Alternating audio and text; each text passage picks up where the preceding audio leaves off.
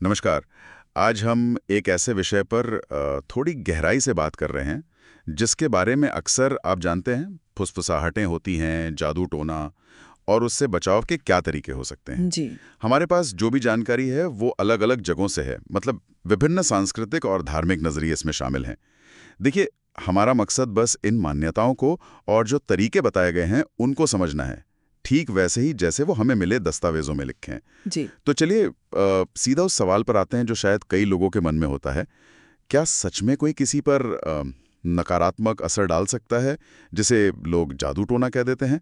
अब यहाँ पर ना जो हमें विचार मिले हैं, उनमें दो बिल्कुल अलग-अलग धाराएं हैं। कुछ संस्कृतियों में और कुछ धार्मिक परंपराओं के अनुसार हाँ, ऐसा मुमकिन है कि भई कोई जलन या द्वेष जैसी गहरी भावना रखता हो और वो किसी को नकारात्मक ऊर्जा या फिर खास किस्म के तांत्रिक कर्मों के जरिए, मतलब जैसा स्रोतों में बताया गया है, ऐसे काम जिनका मकसद दूसरों पर असर डालना होता है, उसके जरिए नुकसान पहुंचा दे। हाँ, और यहीं पर एक दिलचस्प बात है इन दस्तावेजों में, क्योंकि दूसरी तरफ एक बहुत बड़ा तबका है जो इसे सिरे से अंधविश्वासी मानता है। और अगर हम वैज्ञानिक नजर से देखें तो देखिए, इन चीजों का कोई ठोस सबूत तो आज तक मिला नहीं है। बिल्कुल। तो ये काफी कुछ इस पर आ जाता है कि व्यक्ति खुद क्या मानता है, उसका अपना विश्वास क्या है। बिल्कुल। तो ये दो एकदम अलग छोर हो गए। अब सवाल ये है कि जो लोग मानते हैं कि हाँ, असर होता है, बिल्कुल। उनके लिए ये स्रोत क्या रास्ते सुझाते हैं, बचाव के लिए क्या करें? मोटे तौर पर देखें तो दो तरह के उपाय दिखते हैं। एक तो हैं जो धार्मिक और आध्यात्मिक किस्म के हैं, हाँ। और दूसरे हैं वो जो व्यक्तिगत स्तर पर, मतलब अपनी सावधानी के लिए किए जा सकते हैं। हाँ। अगर धार्मिक उपायों की बात करें तो उनमें नियमित पूजा पाठ है, मंत्रों का जाप, जैसे हनुमान चालीसा या गायत्री मंत्र का जिक्र मिलता है। माना जाता है कि इनका उच्चारण एक तरह का सुरक्षा कवच बनाता है। और पवित्र मानी जाने वाली जगहों पर जाना, ये सब शामिल है। इन सब का मकसद इन दस्तावेजों के हिसाब से एक पॉजिटिव एनर्जी, एक सकारात्मक ऊर्जा का घेरा बनाना है अपने चारों तरफ। और ये दिलचस्प है कि ये चीजें सिर्फ आध्यात्मिक नहीं हैं। जैसा कि स्रोत भी इशारा करते हैं, इनका एक मनोवैज्ञानिक असर भी हो सकता है।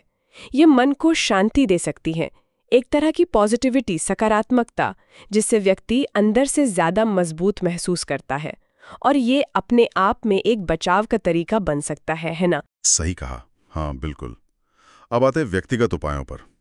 यहाँ जो जानकारी मिली है उसके हिसाब से सबसे पहली बात तो अपनी सोच को सकारात्मक रखना है, पॉजिटिव थिंकिंग।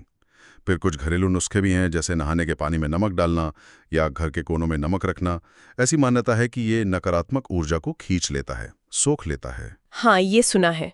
ताबीज पहनने का भी जिक्र है, जिसे लोग एक रक्षा कवच की तरह देखते हैं। और हाँ, समय समय पर घर की शुद्धि करना, जैसे धूप जलाना या लोबान वगैरह। बिल्कुल। और एक और अहम बात जो इन विचारों में सामने आती है वो है थोड़ी सतर्कता, कि भाई किसी अनजान व्यक्ति से कोई खाने पीने की चीज या कोई भी चीज लेने से बचना चाहिए।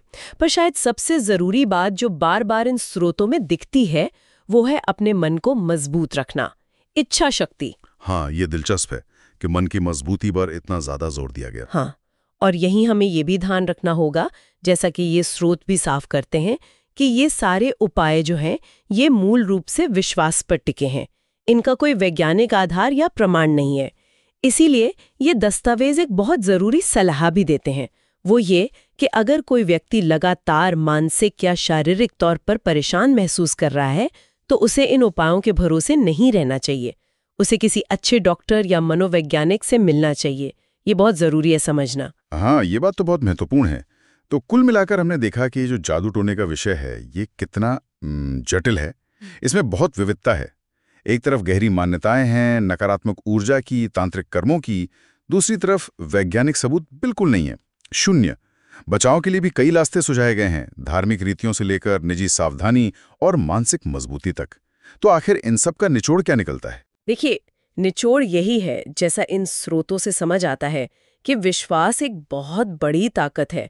चाहे वो नकारात्मक असर होने का विश्वास हो या फिर बचाव के उपायों के काम करने का विश्वास।